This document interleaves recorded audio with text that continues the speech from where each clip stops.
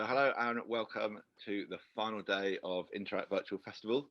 I'd like to say a huge thank you to everyone that's tuned in to watch the sessions this week. Thank you to all the presenters and panelists, and a huge thank you to Balsamic, our sponsors. It's been a really great week with some incredible sessions, and we hope you enjoyed them. And yeah, we'd love to hear your feedback too.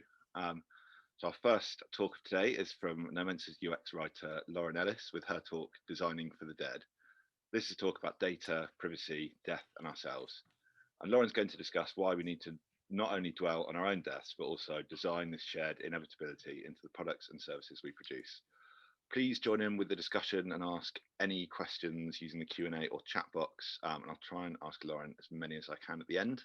Please do say hello to each other in the chat too. So without further ado, I'll hand over to Lauren to kick things off. Hiya. So we're all going to die.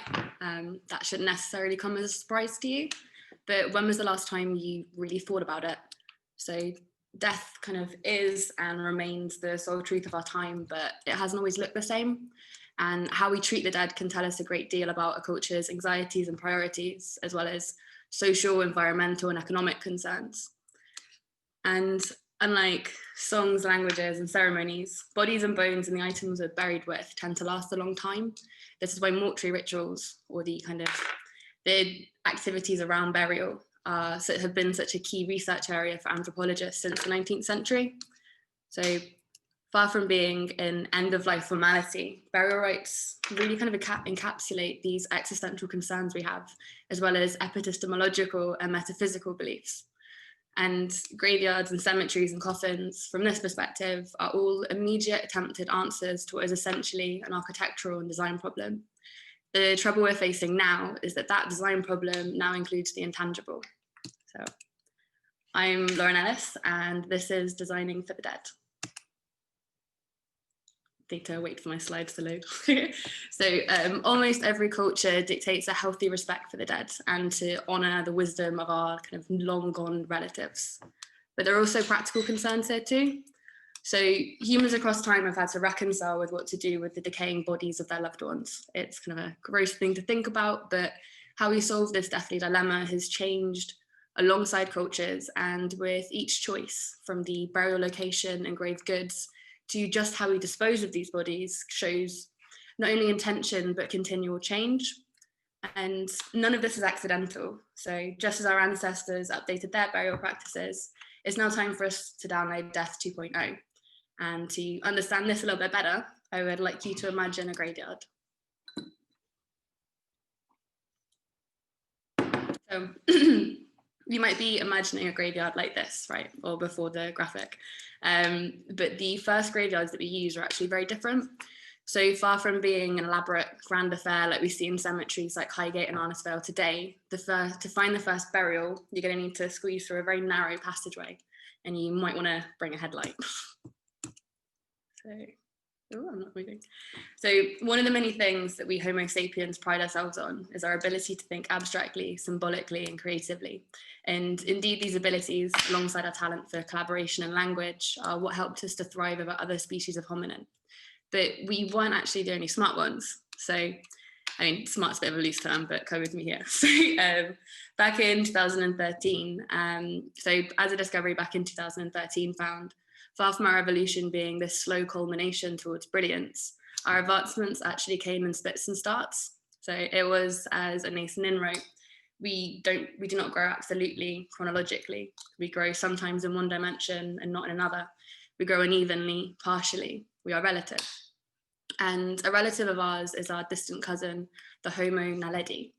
The researchers discovered this previously unknown species in the Rising Star cave system in South Africa back in 2013.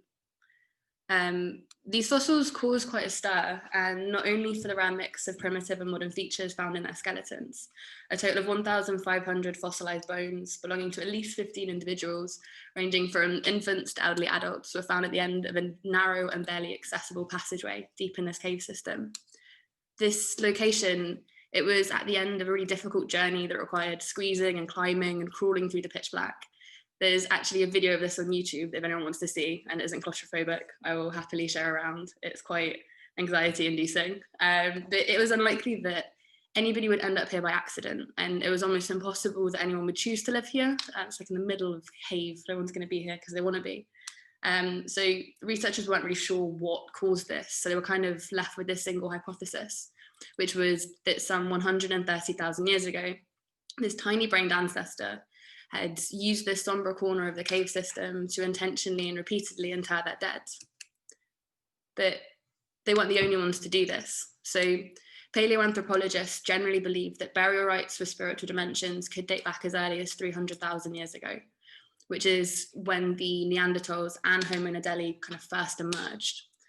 So this viewpoint is a little bit more controversial. Not everyone is kind of willing to give the Neanderthals any kind of credit, but they are thought to have had their own burial practices, and they interred their dead in caves and on mountaintops. Bodies were hidden in trees, sent out to sea, cremated, and even occasionally cannibalized.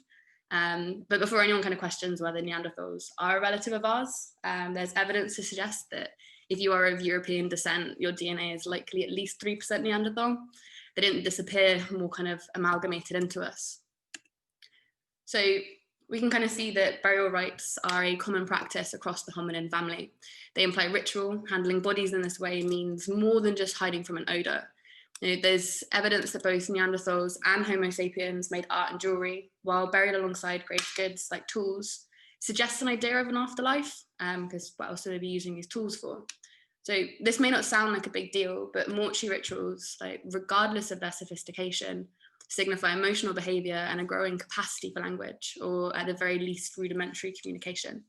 So to feel a loss and be compelled to mark it on the earth is a deeply spiritual and philosophical practice. It hints at a moral or religious framework, because at the bottom of this loss, there is a very metaphysical and abstract question, and this very distinctly human idea of actually having to sit and dwell on our mortality. Like, as far as we know, there's not another animal that does this. We're the only species that has this kind of, I don't know whether it's a gift, but we have this awareness. So then about 10 to 15,000 years ago, something interesting happened. So in North Africa and West Asia, we start to see tribes of hunter-gatherers swapping their nomadic lifestyles for permanent settlements. This is when we begin to see the first communal burials as well. So there's a beautiful example of this that's illustrated on the slides here that was also found in 2013 in the Rekifet cave. I'm going to say a lot of words wrong in this presentation, but you just have to just trust my pronunciation on this. So in Mount Carmel in northern Israel. So these two bodies that you can see here, they were laid to rest some 13,700 years ago in a bed of flowers. And this is one of the first examples of this kind of burial that's really not only kind of interring the dead, but kind of honouring them with like flowers in that capacity that we kind of continue to do today. So these bodies are thought to belong to the Nafutians. So the Natufians lived around 15,000 to 11,000 years ago, and they were the first to kind of create fishing villages and homesteads, and they were also the first that we kind of know of that started to use cemeteries for multiple generations, because they were kind of for the first time staying in one spot. So we're going to skip forward a little bit in time, because I could talk about this for like 5 hours, but I haven't got that much time, and also need to talk about digital stuff. So we're going to skip forward and we arrive at perhaps the most famous of undertakers, the Egyptians.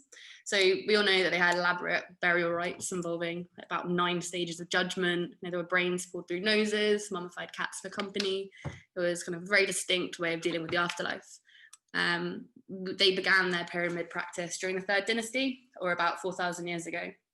And within their tombs, they had these things called Coffin Texts, which were spells and instructions that were painted on tomb walls to essentially remind the deceased that they need to leave their body. And there were also like amulets and images that were also kind of scattered or painted around the burial tomb to essentially kind of ease their anxieties around making the journey they're about to, because like in Egyptian mythology, I guess, it's a really long journey with lots of judgment, and it's just to kind of reassure the person on their journey. So it's important to remember as well that like if one of these tombs were neglected, even if a person had got all the way through to the afterlife, if it would still cause their spirit to suffer, and it might actually result in them returning to Earth to haunt their lazy caretaker. So you need to look after the tomb. And then we get to the Greeks, who they were the first to really use cemeteries as we know them today. So from the 12th to the 9th centuries BC, Bodies were stored in tombs at the edges of cities. These were initially in groups, but were later kind of moved into individual burials. And in Greek mythology, we have a guy called Charon. I don't know if I'm saying the name right. But he's the ferryman, the one who's always taking you across the river Styx, but he won't actually take you unless you've received a proper burial. So there's like a bit right by the river that's just all of these unburied bodies that just have to hang around indefinitely. So I guess bury each other if you're Greek. So next we have the Kergens. They essentially use these giant, well, the Kergens were the grave thing, not the actual group of people. So the Kergens are these giant grave mounds that are built by the nomadic Scythians who kind of rode on horseback across Siberia, southern Ukraine, and Russia in the 8th to 3rd centuries BC. A similar practice can be seen in Viking and Anglo-Saxon burials, and my personal take on it, I don't have any evidence for this, is just that because they are nomadic, they can almost like see these giant grave sites from really far away. So if they were kind of passing through the area, they could still kind of give due reverence to their dead. And then finally on this side, we have the Etruscans, who lived in Italy before the Romans. So they were the first ones to build necropolises, or cities of the dead, in the 9th to 1st century BC. And when I say cities, I really mean cities. One of the necropolis featured streets and small squares and entire neighborhoods alongside these thousands of tombs. So it was really quite an ambitious site. And then again, skipping forward a little bit in time, we kind of see another switch in approach during the medieval period. So between the Black Death and events like the 100 Years' War, it's kind of fair to say that medieval Europeans got a case of the morbs. You know, things were pretty dark back then, and that was at least for the 2/3 who weren't killed by the Black Death. You know, a third of Europeans were killed by the Black Death in this period. So death was something that was always really close by and kind of inescapable, and it was very much like a reality of everybody's lives at this point. And it's kind of best embodied by these dancing skeletons that start to appear on gravesides and on frescoes kind of from the 1400s onwards. So the one that we see here is the dance Macabre. This one was first featured in a fresco in a Paris cemetery in 1424. So the dance featured like skeletons merrily dancing the living to the grave. So all are involved in this deathly dance. You've got priests and sinners, paupers and princes. Interestingly, no women were depicted in the images, but I guess that means we don't die. But essentially kind of served to remind us that we're all going to end up in the same spot. So we kind of need to enjoy it while we can. And memento mori is like a really famous maxim, and it's been a saying since it was supposedly whispered into a Roman general's ear. But it was this kind of iconography and imagery that really captured Europe's attention, and it's inspired similar works kind of across France and Europe, and continues to be a really powerful image till today. Meaning to see a lot of skulls in this presentation alone. So it's important to note though that medieval graves weren't actually peaceful graveyards that we imagine them today, or the ones that we kind of are familiar with. So public spaces were really rare. So these mass burial sites doubled as community centres. They hosted fairs and celebrations, and farmers even used them to graze cattle. So they thought that the dead made milk sweeter. So they were quite happy to graze their cows there, which is kind of gross. But not everyone was welcome within the boundaries of the church. So those who committed crimes or chose to end their lives were often buried outside of the cemetery limits, or they were buried at crossroads. This consequently contributed to a belief that should you stand at a crossroads late at night, you might actually run into the devil. This is really popular in American folklore as well. So it's the Victorians that kind of really turned mourning into an art. You know, they kind of led to the emergence of the megagoth and the image of a cemetery that we now kind of, most of us carry in our minds. So during this period, death became a statement and funerals were indulgent. Bereavement was public and very obvious. This included wearing kind of jet black clothing and veils and jewelry that had kind of lockets of the deceased's hair in it. Graveside artwork and sculptures were also filled with memento mori motifs and symbols. And the growing popularity of photography led to the kind of very macabre practice of death portraiture, which is what we can see in the image there. If you were rich, you could even pay people to come and weep at your funeral. So that was kind of it's like actually a very long-standing tradition to do this. If you were rich, you would kind of pay poor people to come and weep, and you would give them bread or something in exchange. kind of glad that doesn't happen anymore. So also during this period, we see some very strange design inventions.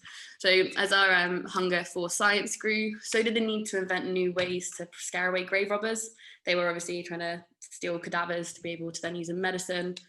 But keeping the dead buried was now a design problem that couldn't just be solved by staking a corpse through its heart as it had been in the past. Previously, it was trying to keep the dead buried, whereas now it was living people who were causing the trouble. So to ward off grave robbers, Victorians installed things like mort safes around the recently buried. So a mort safe is essentially like a big iron cage that goes around a casket to stop people from getting into it.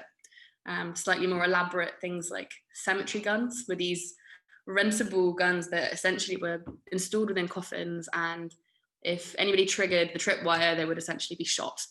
There were also coffin torpedoes, which were explosive laced and they were hidden within the coffin. And if anyone tried to open the casket, they would also get kind of exploded.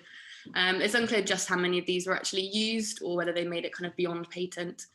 But supposedly there is at least one mortality. And on the 17th of January, 1881, a body snatcher dubbed Dipper was reportedly killed by a cemetery torpedo in Ohio. One other person was injured, but I think they managed to get away. So elsewhere in this period, you have in Edgar Allan Poe's short story and a number of highly publicized accidental burials, which then led to this acute anxiety, which most people have still, even though it's a lot less likely, but essentially being buried alive. So this fear kind of spread across all of the Victorians. It was a very common problem back then, because the way to determine whether someone had died was quite often just putting like a mirror in front of their nose to see if they were still breathing. So in response to this, you get safety coffins. And so safety coffins were created, as were these kind of very elaborate pulley systems with bells attached to tombstones that essentially notified those above ground that the body down there still had a little bit of life in it. But regardless of whether these inventions were designed to kind of honor the dead or protect them from us or protect ourselves, we've always been really neurotic about death, especially when it comes to our own passing. And what does this mean for death today? So how has it changed in the last kind of couple hundred years? So the pressures facing us as a species have really changed, and death for the most part is much further away from us. We kind of have brushes with it occasionally, but in general, we're all living longer, we're all healthier, and where our ancestors had to really look at death in its shallow eyes, we get to distance ourselves from it. You know, death doesn't really happen in the home as much. It happens in hospitals and places that are far away from us. And it's almost as if not perishing from tuberculosis at 16 has kind of lured us into this false sense of security where our lives don't necessarily leave room for our imminent demise. Consumer life cycles don't end, and neither does our Apple ID. We just kind of continue. But all this living kind of leaves no room for the dead. And this is the problem we're seeing kind of across the world, really. And it's not a new problem, it's not going away. The tension between kind of keeping space, cornered for kind of dead people instead of the living, has always been this kind of continual source of conflict. And we're seeing countries like Hong Kong and Singapore at the moment really trying to grapple and figure out how to essentially balance honouring their dead with geographical and financial constraints. I think in Hong Kong, it's now more expensive to get a burial plot than it is to get a plot for a living person, because there's just not enough space. So it could be Singapore, forgive me, I can't remember exactly which one it is, it's not in my notes. But essentially, we really have to find a way to sustainably and efficiently leave the dead in their eternal repose without having to disturb them every couple of decades to accommodate the living. And okay, so what design decisions can we kind of extrapolate from the things that we've seen? And we've seen how each burial type and location has required a specific intentional decision that often reflected the religion and culture of the epoch. And from this perspective, what would our design decisions for the dead mean for us? You know, what would our relationship to the Grim Reaper look like? And what would it signal to our descendants? So the existential anguish that comes with thinking about our own deaths also deals with situatedness. the simple question of just where will we lay to rest has been compounded by how complicated we've become as individuals. And alongside all the logistics of death and burial and, handling the practicalities of the now dead earthly possessions, we also have this additional bar of all of our digital luggage. So your digital death. Probably don't want to think about this on a Friday morning, but you're going to die, so we're going to talk about it.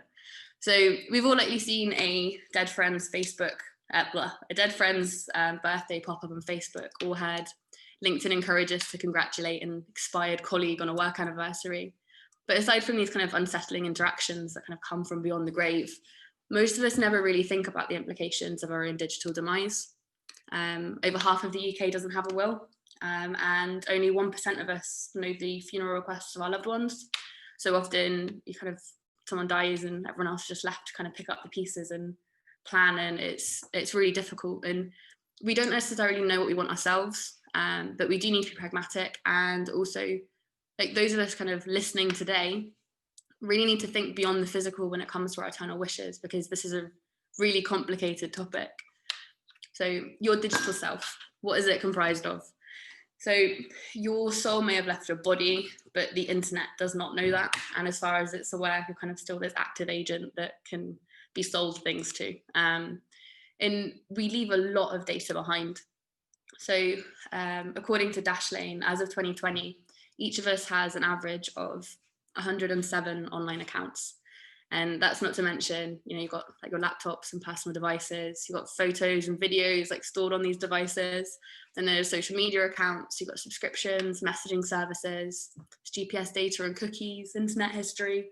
And then there's things like banking, utility bills, emails, playlists, like cryptocurrencies. There's kind of no end to the amount of data that's up there. And this is just now and not even a full picture. Like if I listed them all out, it would be like the entire presentation would just be different examples of our data. But technology is going to kind of continue to warp us into shapes we can't imagine or predict. And with things like biometrics kind of creeping ever closer, and devices kind of increasingly need to have a designated living agent to access them, our integration with technology is only going to become murkier. So we kind of need to start doing some work for it now. And I don't know how everyone can see the image on this one, but this is just from Etsy. And surprisingly, that this doesn't count as a digital will. Having a bracelet saying delete my browser history is not going to hold up in court. And like I get it, no one wants to think about what's going to happen to their stuff, tangible or otherwise, when they die. And it's really easy to procrastinate when actually getting our affairs in order can be this really lengthy and frankly scary process, but we kind of have to do it anyway. So we just have a question around data. Does data go to heaven? Don't think so. The jury's still out on whether or not you can kind of bring your digital and physical property with you to the great beyond. But for those of us kind of remaining on this earthly plane, we have a lot of bureaucracy to deal with. And even if we don't have 207 accounts, we still have a lot of them. And those accounts are going to each have different rules and requirements that are specific to each of the services we've signed up for. So who in your life is going to go through the process of validating that, they are in fact your next of kin and they can take over your assets hundreds of times? This is an arduous task to begin with, and it's really tragic if you're also trying to simultaneously grapple with grief. It's really difficult because you have all of these emotions that you're kind of processing, and then on the other side of it, you just have this cold legislation. And on the kind of like a more personal level, we probably don't want someone to have unfettered account to all of our access. Well, I'm going to start that sentence again. We probably don't want someone to have unfettered access to all of our accounts. We may not mind our mum having access to emails and your bank account, but think about like your private messages or your camera roll or things that's like, or even like for me, it's like my notes function on my phone. There are so many things that are really personal, and we don't want everyone to see everything, and we need to kind of make some decisions around who kind of gets that. There's also the complicated matter of ownership when it comes to our digital assets. So back in 2016, PwC reported that I think on average, the UK consumer owns about 42 ebooks, 40 TV shows, 28 films, and 278 songs. None of these can legally be passed on because we're technically only renting them. And even intellectual property gets tricky after death. You just need to look at the plethora of posthumously published works of literature to kind of see this. Think about Franz Kafka, for instance, who he specifically asked in his will not to have his work published, and his friend kind of did it anyway and said, well, if you didn't want me to publish it, you shouldn't have asked me to be your executor. So I guess it's like we shouldn't speak ill of the dead, but at the same time, once they're gone, I can't really argue with you. So even if you do have some ideas about your post-life wishes, how much control have you got over this? And can you kind of make these decisions? And it turns out that we don't actually have that much control over these things at the moment. So the trouble kind of comes in three parts. We have unclear laws that detail kind of digital assets and our data. We also have low user comprehension, and there are also reactionary policy changes that come on behalf of companies. So first up, we don't know what we're agreeing to, as individuals, as consumers, as users, whatever we want to be kind of calling ourselves. Like 28%, according to the most recent digital death survey, 46% of us are extremely unfamiliar with all of the policies, laws, and regulations that apply to our online accounts when we die. This is partly due to the fact that we don't necessarily even know that this is a problem, and even if we then start trying to engage with the problem, we're kind of met with this really complicated legal content that we just don't want to be reading. And at best, like, terms and conditions are really long and boring. And if we're honest, none of us really read them. I mean, I wish I could say that I do, like I have, but I'm definitely in the percentage that haven't. So there's actually this study that found as well. So one study found that it would take about 76 days a year if we did actually sit and go through and dedicate time to go through all the different terms and conditions. And that was a study from a decade ago, when our digital footprints were a lot smaller. So kind of like from my perspective, like, legal and policy content are kind of one of the last frontiers for plain English, and it's probably where we need it most. And I'm not arguing for like bills in front of Parliament to be written in layman's terms. I am, after all, a writer, and I really love complex diction. But if it's user-facing content, it really needs to be written in language that we understand. And kind of as a UX writer, it's my job to make it easier for the reader. And that role becomes even more pertinent when what we're dealing with is people's rights, their data, and potentially a huge burden put on someone's loved one, or loved ones even. So after that, even if we kind of deal with it as an individual and engage with all of this stuff, there are loads of legal black holes and weird laws around unnatural bodies. So part of this problem is the fact that it is a really modern issue. It's long been clear that law doesn't always keep up with technology. And as we saw in Zuckerberg's Senate hearing a couple of years ago, those writing the laws or controlling the laws don't necessarily understand or have a good grasp of the technology that is kind of coming out. And it's kind of understandable. If you're a senator, you're not going to know what's happening in Silicon Valley necessarily, but those two things really need to marry up. And the laws we do have in the UK tend to only apply to natural bodies. So they are essentially living, breathing human beings. And even though privacy has been in the Universal Declaration of Human Rights since 1948, only natural bodies have legal personalities and therefore have a right to privacy.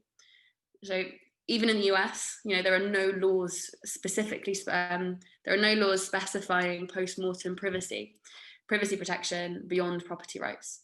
Even with recent advancements like GDPR, the dead and their data just aren't really covered. At its extreme, this lack of regulation kind of results in things like Tina Turner being condemned to perform nightly forever, or even like James Dean kind of being brought back from the dead and being made to star in a new film. But for us on an individual level, this lack of legislation could mean that, we get hacked or identity gets stolen, or it could mean that, our loved ones lose access to our photographs and messages and other pieces of digital ephemera that could be a tremendous comfort. And so I'd really recommend a book called All the Ghosts in the Machine at this point. It's by a woman called Elaine Casket, and it's really, really fantastic. It goes into way more detail than I have time to today, but I'd really encourage you to kind of read that if possible, because she's brilliant. So kind of in this lacuna of no law, essentially, we have this wild west of policies and kind of varying verification strategies. We see kind of from a commercial side that companies tend to be quite reactive when it comes to kind of dealing with the dead. They respond to a legal dispute and change policies, but they don't necessarily apply any consistency in their thinking. And we tend to plaster over problems rather than over problems as they emerge, rather than taking a more holistic approach that really fits with the rest of our service. So to make matters worse, every online platform's term of service is a little bit different, and the death of the user is often an afterthought. So even with recent features like Google's inactive account manager or Facebook's legacy contact, these were last-minute additions that came specifically from people arguing against it, and it's always from public outcry rather than it being a kind of business-led thing.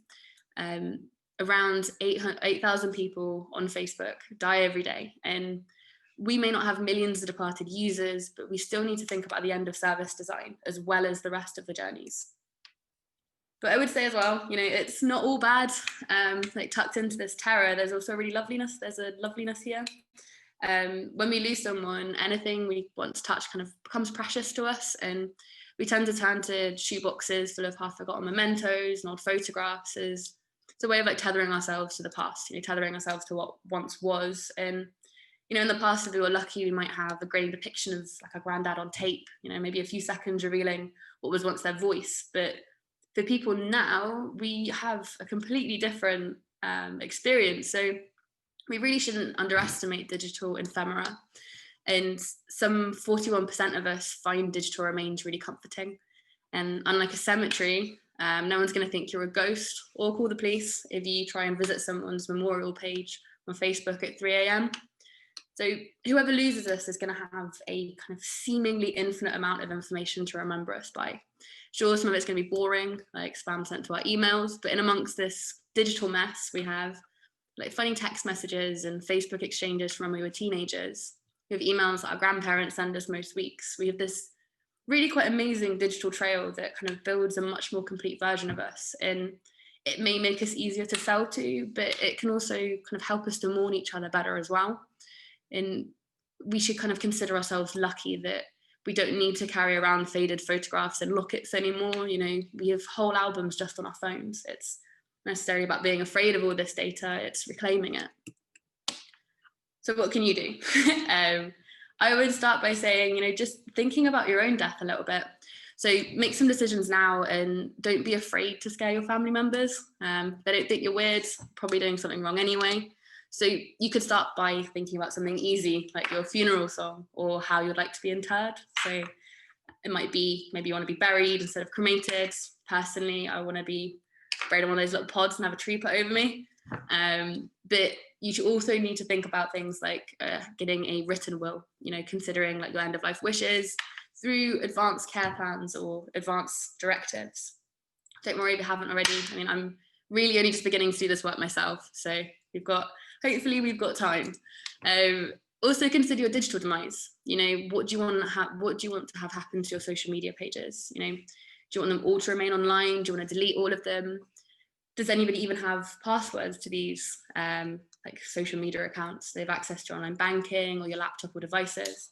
At the end of this presentation, there's a social media rule template from the Digital Legacy Association that it's not legally binding, but it will help your kind of loved ones be able to act on, like, should you die. A thing you can do immediately is appoint someone as your legacy contact on Facebook. So don't worry, they can't read your messages or anything, but it just means that should anything happen to you, they will then be able to take control of your page when you die, so it won't get lost or anything. So I also, I really want to dwell on the fact that beyond our own deaths, we are a group of people that can actually do something about this. We're in a unique position where we create these systems. So why not try and make some better and like better decisions as we're designing things? So if these like subtle design choices can make mourning for somebody somewhere a little bit easier, I say do it. Grief is big enough and ugly enough without having to kind of try and decipher passwords and close down loads of accounts. But fortunately, there is more good news, and that is that I'm not the first person to come to this conclusion. There is so much like research out there already, and we're in a good spot. We just need to start kind of listening to it. So there is a school of design or thought, I guess, called Planetary Sensitivity. And, we've always been better at building things than we are at disposing of them. We need to look no further than the local tip to know that a lot of the products we consume are only half imagined. We have the beginning, the enticement, the purchase, and then the consumption. And all of that is simple enough and designed and kind of chased after. But we kind of trip up when it comes to the end, and planetary sensitivity kind of seeks to change that, not only in the products we produce, but the way that we design systems and the processes that underpin our kind of organizations. So according to its creators, Michael Massimi and Andrea Charisse, I'm sorry for saying the names wrong, they come from the University of Toronto, and they basically define it as a novel, humanistically grounded approach to human-computer interaction research and design that recognizes and actively engages with the facts of dying. It designs mortality into our UX practice. You can think of it as a lens for identifying potential problems within a system and also a consideration for when choosing solutions. This doesn't necessarily need to mean the death of the user. It could just be the end of our journey together, for instance. So how do we bring this really, really long word into our practice? I'm not going to pretend to have all the answers, but there are some things we can do. So first of all, we may not want users to disappear, but we don't always need them to stick around as well. Once the task is done or a product is fully consumed, there's this space left, and it's just, we haven't designed the ending properly yet. So when you're kind of conducting user modeling or proposing solutions, are you considering that your users might be at drastically different ages and will likely outlive each other? Does that fact have an impact on your system design? Does it matter? It may not matter. Do your cognitive models, consumer cycles, and user stories account for the fact that your user is going to die at some point? And if it's not their death, have you kind of at least considered the end of their relationship with your product or service? Have you considered what happens with system or user inactivity, for instance? Someone hasn't used their account for a long time. Are they given an option to leave? Are they kind of just left on the system? This may sound counterintuitive, but we really, as human-centered designers, we really need to make it as easy to leave a system as it is to sign up. We wouldn't want a partner only staying with us because they can't find the front door, so we should kind of take that into our own practice. We also need to review our research practices. So can you ask a grieving person to navigate a new prototype? The answer is yes, but we need to do so kindly and sensitively and ethically, the same way that we would for any other vulnerable user group. And we can ask things like, in usability sessions, are participants thinking about their own deaths when answering? Are they thinking about the mortality of others? They probably aren't. Most of us don't like to think about death. Another question is, are you comfortable asking these questions? Are you comfortable during those sessions to be prodding them about kind of their own mortality? It's also okay to say no. A lot of people don't want to think about death. Does your data handling policy detail any stipulations around what happens if a participant dies? Is it useful to do this? And do you have any standards in place that kind of allow you to do research under thanato-sensitive conditions? And do our current methodologies work, or do we need to adapt them again?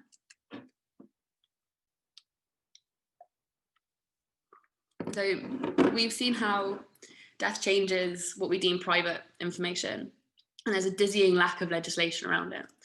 The question isn't just kind of who controls your data while you're alive, but also who gets access once you die. And from a commercial perspective, there are economic factors to consider here too.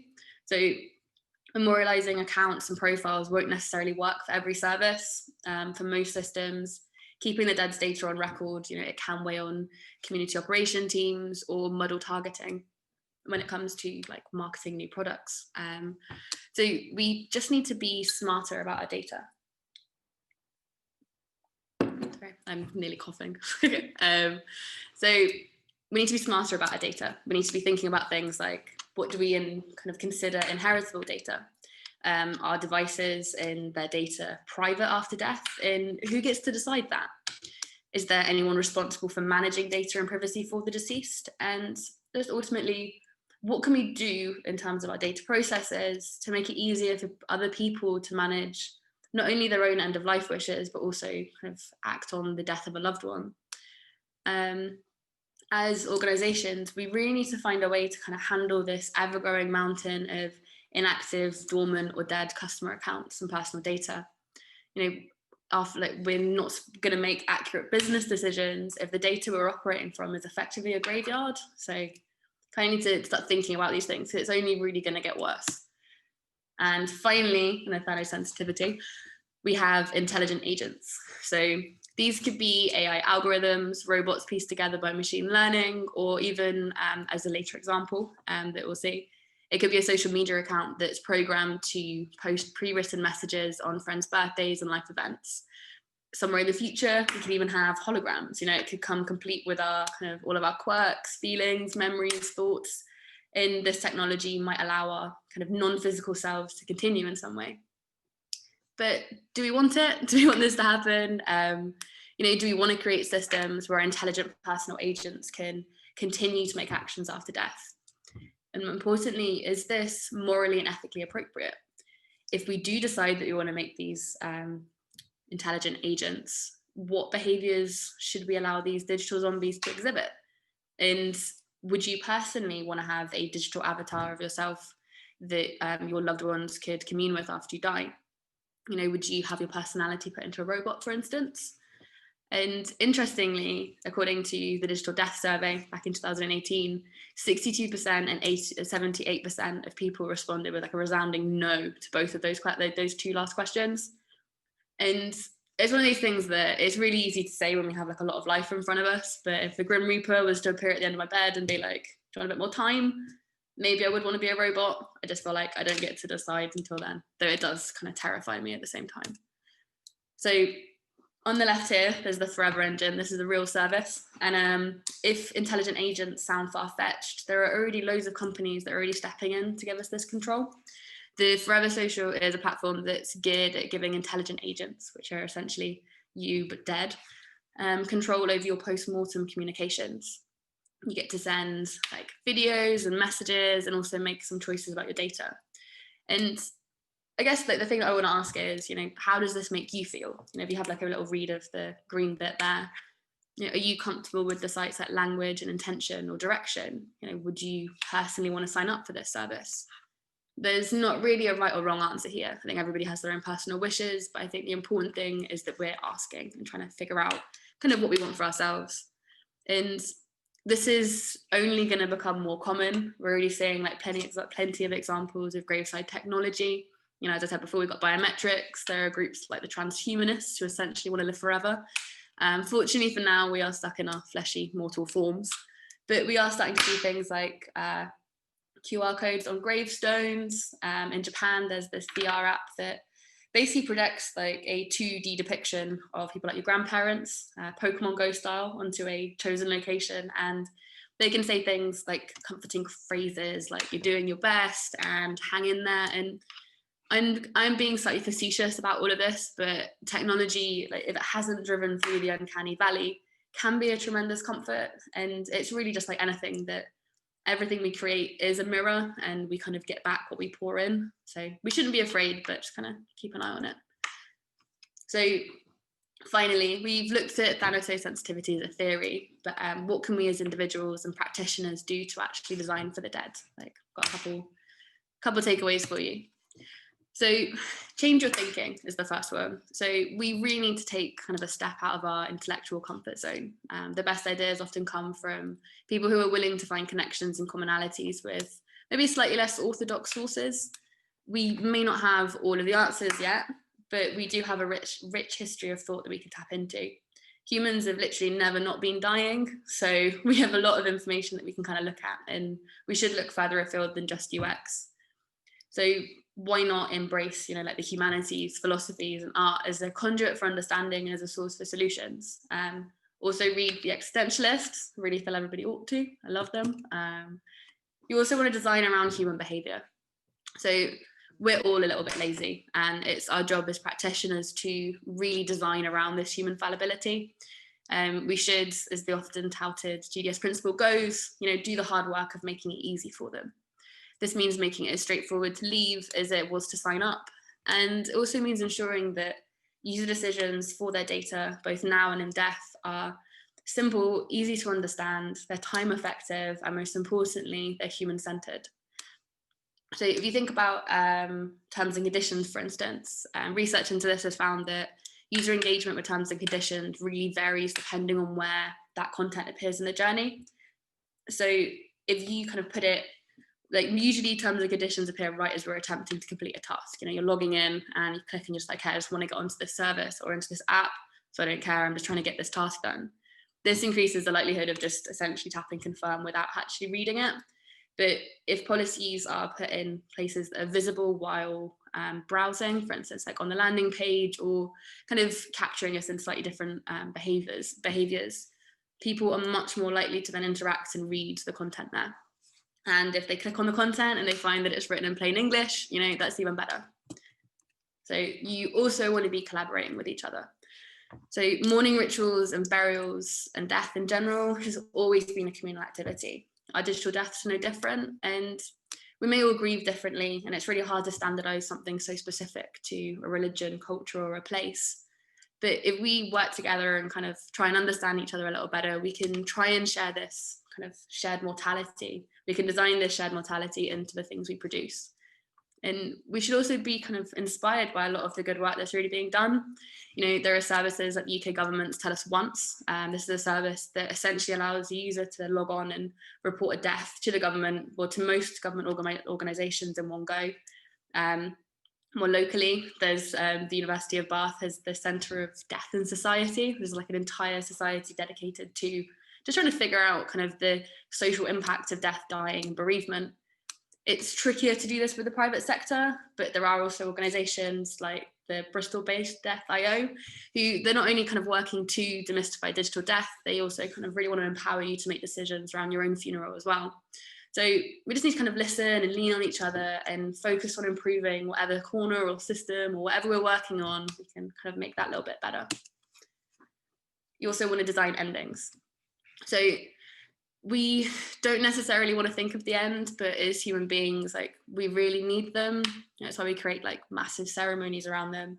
We tend to need something that says like, we were here, this happened, and it's over now. We need that lapse. And our emotional needs are no different just because we're interacting with a consumable product or a finite digital service.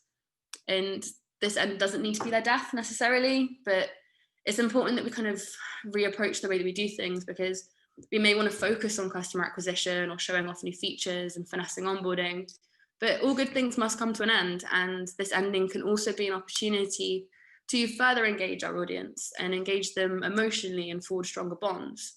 Joan McLeod has like an entire book on this subject, which is aptly titled Ends. I've got a reading list at the end of this presentation, so don't worry if you haven't made notes. But truthfully, if we already know that if we care about our users, maybe we need to let them go sometimes. And finally, which is I think the most important one, hang out on your local graveyard a little bit more. Not to be a complete emo, but when asked how to live a more authentic life, a German philosopher named Martin Heidegger said to basically spend more time in graveyards. This is basically because, as Heidegger wrote, we are beings that are ever driven towards death. And in order to live an authentic life, we have to live in constant awareness of that mortality. We have to sit with it and think about it and really answer the question of what that means specifically to us. And if we choose, death can be something that frees us from a lot of the absurd nonsense that we spend so much of our time fretting about. It can push us to be more grateful and patient, a little bit kinder to ourselves and each other, a bit more present, and don't worry too much about it. It's the finite nature of our lives that give our existences meaning. So why not take a trip to your local cemetery this weekend? Hopefully it reminds you that we have a really short amount of time on this really strange small planet, and it's kind of worth leaving it a little bit better than we found it. Thank you. I was designing for the dead. Wow, thanks, Lauren. That's amazing. Thank you. Yeah, it's crazy. Your own death isn't really something people generally like to think about, but I think everyone watching this is definitely going to go off and write their digital wills now. I hope so. Well, I've got my own reading list here as well. So. Oh, awesome. Yes, there's like a social media will just there. I mean, your your slide on intelligent agents. I mean, that really reminded me of another really fantastic and moving talk from Pete Traynor from Interact a few years ago. Yeah. More than humanly possible. So, if anyone watching this hasn't seen that, it's on the No Mentor YouTube channel. So I'd recommend going and watching that. So we've got a few questions for you. So Catherine has asked, do you have any plans in place for your digital footprint? I'm just trying to turn the volume up. So I'm a bit of a hypocrite here. I'm only starting to do the work myself now. I've got a few things in place, but it's like the kind of process of researching this talk kind of made me realize just how giant of a problem this is. So I've started to do a couple of things, but I do need to kind of spend more. Hopefully that doesn't make me any less legitimate of a talk host. Awesome, thank you. And Big Cash has asked, he says, thanks, Lauren. That was an amazing presentation. Who do you think should take the lead on this? The government or designers? I think all of us. We kind of all have a responsibility to kind of sit with our own mortality, but if we kind of sit and wait for the government to do something, it's going to take forever, and kind of that's only going to be mainly from the government side anyway, regardless of where we sit, either in the public or private sector. We can all do things to kind of bring this perspective into our practice. So I think it's all of our responsibilities. We shouldn't wait till somebody else tells us to. We should try and take the initiative, and it could be there's like a lot of pushback and it might take a while, but I think it's all of our responsibilities, in short. Awesome, thank you. So Simon asked, he says, really interesting presentation. One of the challenges is that people leave artifacts in many forms, both public and private. Do you think death falls into the governance hall? E.g., we don't know how to best deal with death, and should we best know how to deal with death? So could you repeat that one again? It's like the sound's not great on here. I did try and turn it up, but it doesn't want to work with me. So someone asked, do you think death falls into kind of the governance hall? So, for example, we don't know how to best deal with death, and maybe should we best know how to deal with death? I mean, it's one of the things where like we don't have all of the answers now, and I don't think it's a matter of all of a sudden we're going to get it perfect, and it is something that kind of falls on all of us to carry out. I'm not really sure how to answer that, because it's a good point. Yeah, I think we need to start doing the work now, and then we can get a governance process. I think essentially is that just because we're not sure of the way to go doesn't mean that we don't start walking anyway. We need to kind of be trying to make, even if it's within a project or the company that we're in, or any kind of little corner of society that we find ourselves occupying, we can start doing work there. And even if it's wrong, it doesn't matter. We're still trying, and hopefully over time we'll have more of a kind of consistent approach. Okay, cool. Hopefully that answers the question. He also says, also in future, with the possibility of artificial life allowing our lives to be extended, what could that mean for death, and how do you envisage it will affect how we think and act about death? It would change everything. So I've written about this before. This is an endless topic that I could do like an entire other talk on. It would change everything. From my perspective, like I'm obviously an existentialist, and it's the fact that we're going to die is the reason that we do anything. You know, it's the thing that kind of, in my opinion, like pulled us out the primordial soup. It is the reason that we have religions and philosophies. It's the reason we create artwork and build like giant buildings. Like the finite nature of our lives is the thing that makes us like humans. And while I understand that like with AI, like it could kind of create this extension to our lives, like I don't think personally I would want it. I don't think immortality is something that humans should go for, but then I'm also not going to be someone that tells you how to live your life. So I don't know, it's very complicated. I have written about this. I can do like a little shout out of my work. There's some things on Medium that I've written that are kind of essentially about this, that do kind of explore, you know, what are the existential ramifications of having this technology that then extends us by an infinite amount of time. You know, we could be like in Futurama with all those heads in jars. Like, I don't think I want that. I would rather just die, you know. I'm not afraid. I was going to make a joke though. Also, we can, I mean, we can share links to your as well. So well worth the read. Yeah, it's a really interesting topic. Like yeah, in terms of like philosophy, I could do like a whole 4-hour presentation on it, but I won't. Also, well, Manny asks, he says, awesome talk, thank you so much. In terms of the physical burial process, how do you see technology impacting graveyards of the future? Apparently the law could change in the near future to create forest graveyards whereby trees are planted over graves. That's what I want. How does specific tech factor into this, and how could we positively impact the lives of the bereaved? So that's a really good question, and it's a really expansive one as well. So there are loads of different technologies that are currently trying to answer it, and there's places like it's quite interesting to look at places like Japan, for instance, also Singapore and Hong Kong, who are kind of dealing with a very like high, there's like an elderly population, people are dying, and you also have this kind of meeting of like really, really high tech. And because in places like Hong Kong and Singapore, there isn't a lot of land to go around, they're having to answer this question of how can we kind of deal with the dead without kind of pushing out the living, or using the living to push out the dead. And they're doing things like, there was one example that I saw the other day that, because so you get cremated and there's this like big conveyor belt system at the back, and you don't go to, so if you're visiting a loved one, you don't go to a specific place in the building, you go and you put like the keypad and you put the code in, and then the urn comes up to you.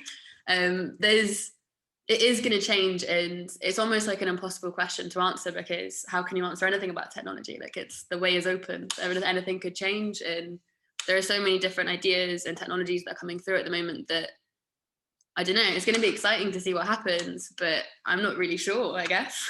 Yeah, there's a lot of really interesting things that are happening, and like just even having like a bit of a nosy online, like there are some interesting things, there are some terrifying things, and yeah, burials are going to change. Like we're fundamentally different to who we were as human beings. Maybe not in terms of our DNA and kind of psyches, but the world that we're living in is so different that we are going to have to change up things. I do like the idea of this graveyard, the trees graveyard though, because I want to be buried under a tree. So, yeah, I could talk about this for ages. I don't think not really very specific. We could listen for ages. Although we don't only have time for one more question, which is, do you think that thinking about death could help us think more deeply about living? Yeah, 100%. I think it's really important too. So I think, like as I kind of like touched on before, like our awareness of our mortality is kind of like what separates us from the animals. You know, the ability to sit and really kind of think abstractly about something that's going to happen to us, like it does make things feel kind of less pressing in the short term. You know, if you're going to die, it doesn't really matter if you mess up a talk, for instance. It humbles us, and it reminds us to be like kinder to each other, and to just really kind of, I don't know, like be grateful for where we are now. I think it's, I'm kind of like losing my point. Could you say the question again? Because it was a really good one, and I want to get my words right. So do you think that thinking about death could help us more deeply about living? Yeah, so I do. I think it's something that we need to be doing anyway, and I think so our awareness of death is the thing that's probably shaped us the most as human beings. So I'm trying to write a book at the moment. It's essentially kind of hinging on this concept that, you know, the fact that at some point in the past and continuous to this day, like we have to sit and think about the fact that we are going to die, what that means for us, what it means for our families, what it means for like everything around us. Like it not only kind of is a really good mindful practice, and it is something that I think studies have shown that it is beneficial. It sounds kind of contradictory, but being aware of it does make us more present and more grateful, because we're suddenly aware of the fact that like this could all be over at any second. So really just enjoy everything for what it is. But it is that kind of awareness that by the fact that we have to kind of sit and think about what death means, we then have all of these metaphysical questions that then kind of come beneath it as well, where, you know, it's what constitutes a meaningful life. You know, what happens after I die? What happened? Like, why do I die? Why do people I love die?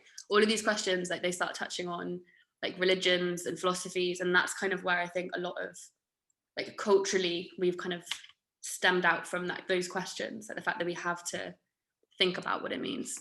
And I don't know, I think it's a really beneficial thing that everyone should just kind of sit with it.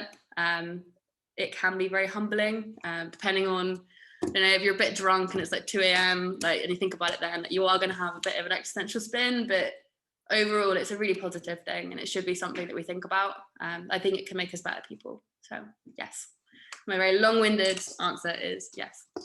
No, thank you so much. There are a few more questions, but I'm afraid that is all we have time for. Please feel free to tweet Lauren, or get her on Instagram, or tweet Nomenta, and we'll try and get any unanswered questions answered for you. But yeah, we've got one more session. So we've got 2 more sessions coming up later today. The next session is at 1 p.m. BST. You can still sign up for that. You've got another 55 minutes, so please go and do so via Eventbrite. Thank you very much, Lauren. That was an amazing talk. And Thank you. We'll share all your articles and everything like that. All right, thank you.